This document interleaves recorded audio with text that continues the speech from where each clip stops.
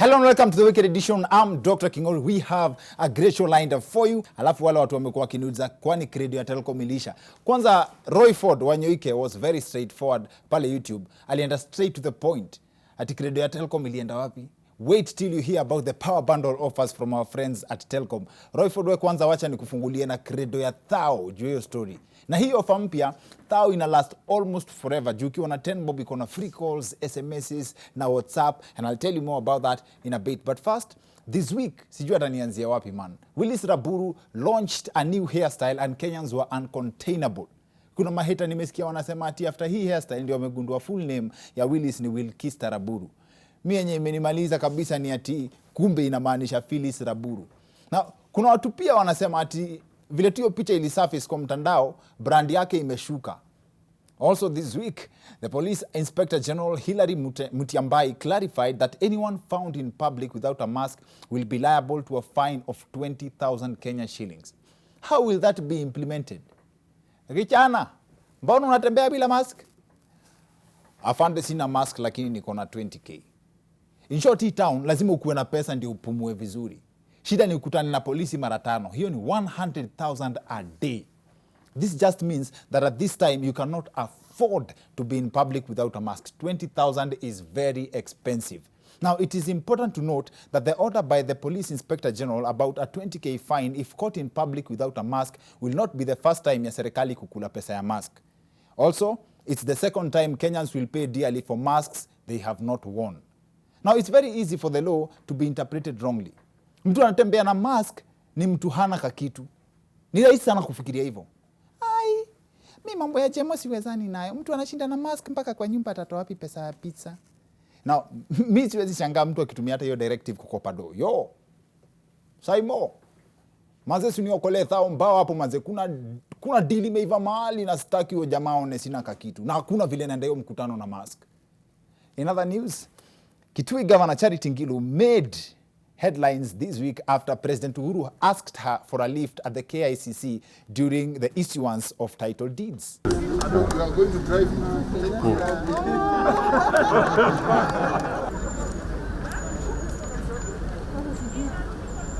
Manze. The president's security detail running after Governor Ngilu driving has to be the best impression ya vile dema kona gari upeleka wanaume mbio.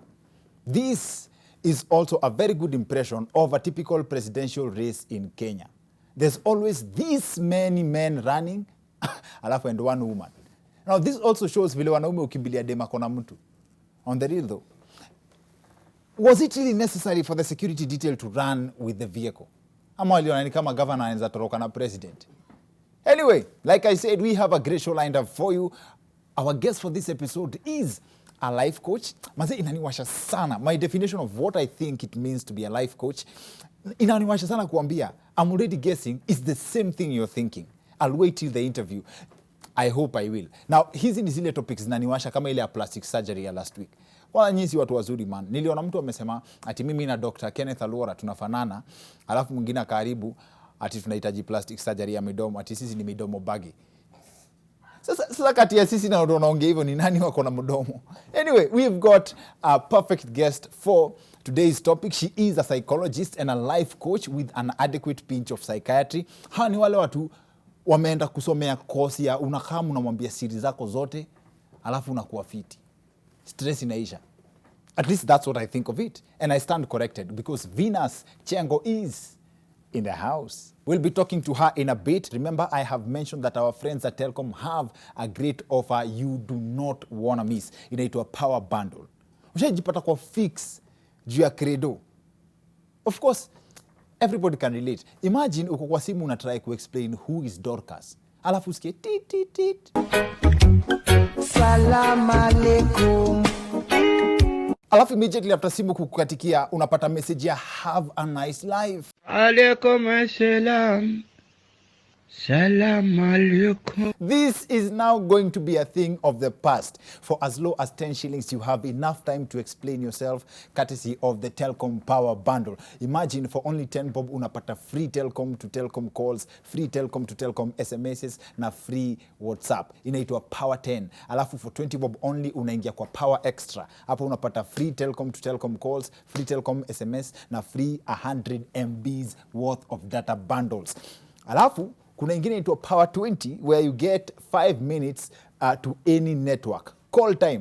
Alafu uko na free Telkom SMSs na free 100 MBs worth of data. Just dial star 544 hash on your Telkom line to subscribe. That said, to give you a taste of what this package is all about, upate kuionja kidogo, I want to give you 1,000 bob worth of airtime. And ni very simple. Niambie tu ni aibu gani huwezi penda kujipata nayo juu ya kukosa credo. Use any of my social media handles, Instagram at Dr_Kingori, Twitter at Dr_Kingori, na Facebook Dr. Kingori, that's Dr. Kingori. Na make sure umetaga Telkom Kenya and use hashtag The Wicked Edition. And now the topic on our show tonight is life coaching. And I stumbled upon this video juzi. Nikajiuliza sana kama this is really the map of life. There are 5 opportunity stages in life. Number 1, the age of 0 to 20, we call it developmental period of a human being. This is where you learn, there is language acquisition, unajifunza jinsi ya kuongea. And then we have the age of 20 to 44. Tunaita human investment period. This is where you invest a lot. At the age of 44 to 55, we call it heavy expenditure period. Na research inaonyesha at the age of 44 to 55, people are so corrupt at this age. They are competing with time. Wanaona kule nyuma wamewest kuinvest, so they are competing with time so that they may be able to acquire. And then at the age of 55 to 65, you will be only doing 2 things. 1, you will be celebrating life because of good investment. If you are not celebrating, then you will be regretting the existence of life. Manze, I have thought about this very much. Unfortunately, I was not able to trace this gentleman by the time we taped this show. Is there really a map of how life should be lived? Ama maisha ni guesswork ya mahali utaangukia? Now, how does motivation work? Can we all make it? Alafu, who is a life coach? Na ni experience gani wao kuwa nayo na kila mtu akona hiyo life yake moja? Hii ni moto mase.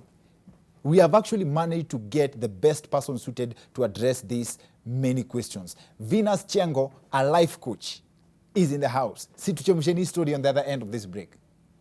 Exactly. See you guys in a bit.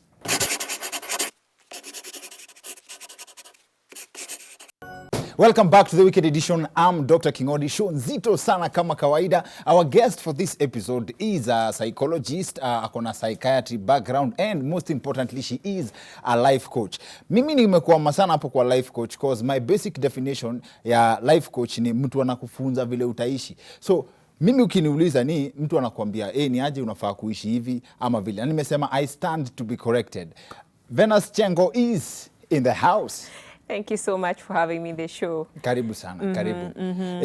Nimepata hiyo definition ya life coach. Hiyo definition niko kidogo iko twisted. Kwa nini? Yes, a life coach just helps you. Already uko na skill.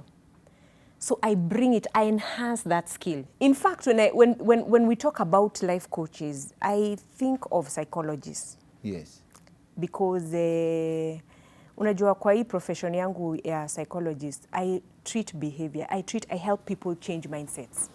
When you're working with someone in life coaching, unajaribu ku change mindset yake to align with what, you know, that candle that iko ndani yake. So a psychologist ni change behavior. How effective is that compared na kiboko, especially now that you are an African man? Which is more effective? I think therapy is more effective. Therapy? Yes. Sawa. Our days, unajua kuna kitu inaitwa conditioning. Our days, unajua wewe ni myang. Sisi ni wale wa enzi zile where you used to be beaten thoroughly. Pesa ikimiss kwa hao, nani amechukua do? Kabla mjijue, umetandikwa si nyi wote. Sasa wewe juu ni psychologist, pesa ikimiss kwako unawafanyia counseling? No, we sit down. First of all, we discuss. You know, there's a way unaweza kuwaza mtu Kingori just by your words. Unaweza kuambia mtu hii, nini wewe? Na kuuliza swali naona nijibu na swali. You see already you're bringing the self-esteem of that child down. But when when you sit down, Mom, I want to talk to you. I've just discovered that my cash is missing. Have you seen it? Because it could, kuna hiyo possibility huyo mtoto alichukua hiyo pesa. So basically psychologist ni dispense our guilt. Unafanya msea feel guilty. Na that's the science ati mtu akikuja kuona therapist, unaeka mtu akuambie siri zake zote, alafu you tell them what is wrong with them. Hapana. Basically, kuna kitu, by the way, one of the core values tunakuanga nayo as therapist, counseling therapist, is empathy. If I tell you the cases I've dealt with, kuanzia, dealing with ex-street children who are struggling with drug use, you have to create your condition, pali ukikamu kaena mimi, unaona mama ani judge. So unafungua roho. And the more you open up your roho and tell me what is going on in there, I'm able to bring out symptoms of this disease ndio inakusumbua. Unajua? Because unaweza kuwa you're depressed. Yes. But unless you talk, how will I know what is eating you up? So as a psychologist, as a life coach, I don't do anything than empower you with what I have, like the knowledge. The doing part is you. So basically nini waganga wameenda shule? Sisi waganga, my goodness. Sisi waganga, but then the magic is normally on the client. Wewe ndio una activate your magic. Ni wewe. Because, okay, tell me about you. By the time ufike hapa, what did it, if you reflect on your journey, there must have been people who came and told you, by the way unakuanga mfani, sindio? Then you started, by the way si uanze show, sindio? So there's someone who spoke into your life, and that is sowing a seed. So that is what we do as life coaches, as psychologists. Now, psychiatrists, wanakuanga wana deal with mental disorders. Ile unakuta mtu mazee, amekuwa kivuta mabangi zake, amekuwa kikunywa pombe. Unajua inaanzanga secretly, especially with the young ones. Yes. And then kidogo, brain inaanza kumwambia nipatie more mazee. If you don't give me, na kuexpose. So asipopata hiyo drug, unakuta mtu matrema mazee, mtu hallucinations. So drugs ni psychology. It's a psychological problem. It's a psychological problem that is treated by a psychiatrist, because what happens is a drug is introduced to your system to sort of like mimic the drug that you have been abusing. That's how mtu akienda rehab unapewa, mtu endange ati cold turkey, kuna madawa unapewangwa polepole ndio mwili isistuke. Yes. I mean, bangi iko wapi? There are certain withdrawal effects that can cause death. So, ukienda rehab, kama uko na shida ya bangi, unapewa bangi fake. Ndio. Oh my goodness. Oh my God. Please. You need to clarify. Kiasi, not bangi fake, tuseme tu dawa yenye inaingia. Unajua drugs huanga zina mimic a certain hormone called dopamine. Dopamine is the exciting hormone. Unaelewa pale mtu anakuanga, athletes, hiyo adrenaline inakuanga kwa brain ni dopamine. Unaelewa? So ukiwa under now rehabilitation, wana introducing hiyo dopamine. Because bangi ndio ilikuwa inakupatia. Unaelewa? So you get to still feel a high, but with time, as they lower the doses, now you come back to yourself. Because remember, God created you perfect. But somewhere along the way, something struck you. Trauma, peer pressure, hizi vitu tunaonanga, all these things that influence people to get into certain behaviors. Yes. I have a friend of mine mwenye aliingia kwa drugs, I remember, in high school, not because of trauma ama nini, because of a slogan that used to go around, afadhali miaka 20 ya happy kuliko miaka 50 ya stress. Unaget? Like ni aje, this is a way of life. Yes. Aya, tena ukitusaidia kujibu kama ni lazima peke yake ikuwe ni trauma ama ingine ni lifestyle. Pia kuna mapia ati ni aje, if you don't do this at this age, we utakuwa kamzee kanapiga cocaine. Azim, ni itakam kuku affect later in life. Is there really a map of what someone should do in life at a certain age? No. Let me tell you, the moment, and I see it a lot with us African parents.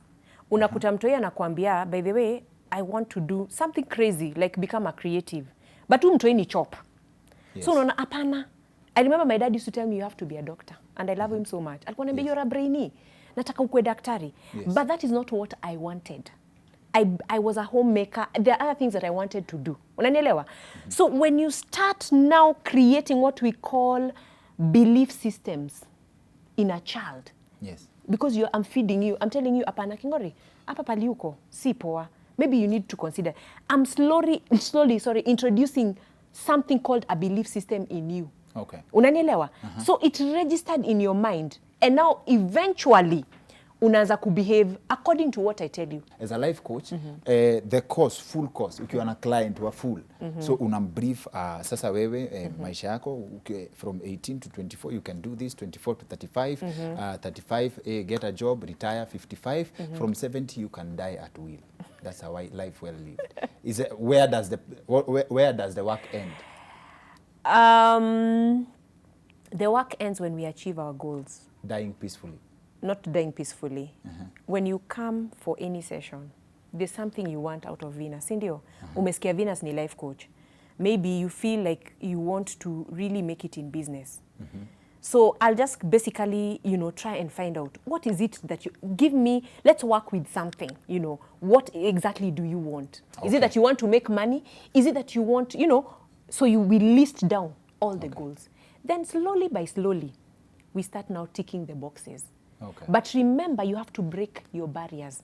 Like for example, you nimepeana ya productivity. Kama ni mtu mlazy, by the way, how will you make it if you want to be a businessman? Okay.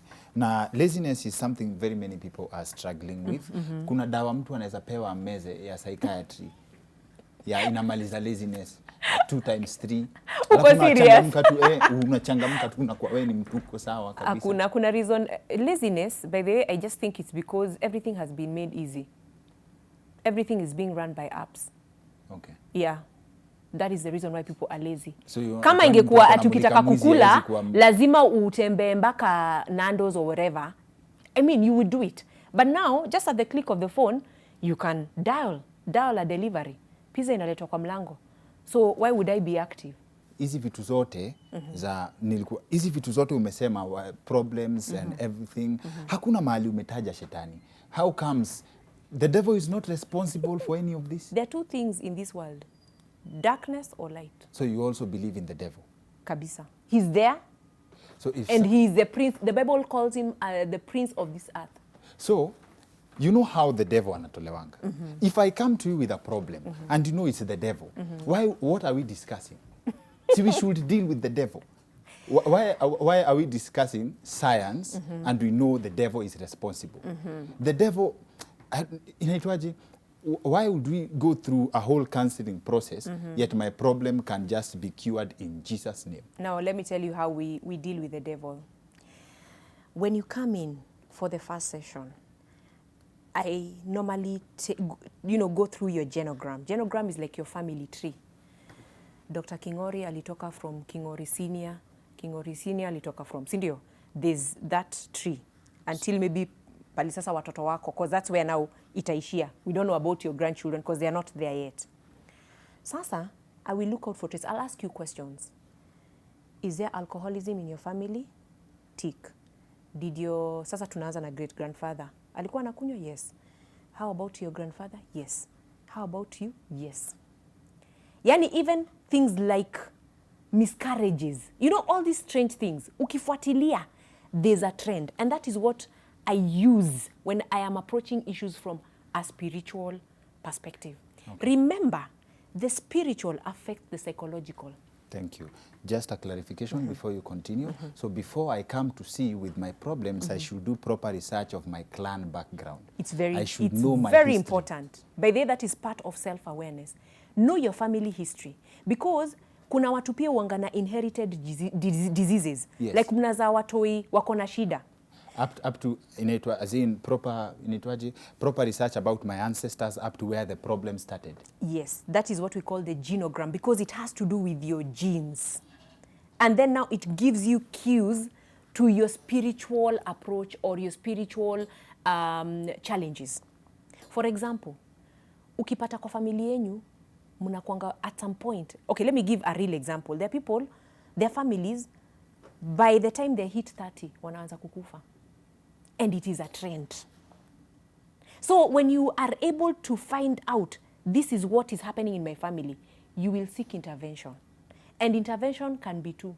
First of all, you deal with your fear by trying to, we say behavior is learned, it can be unlearned, and it can be relearned. So, the same thing with fear.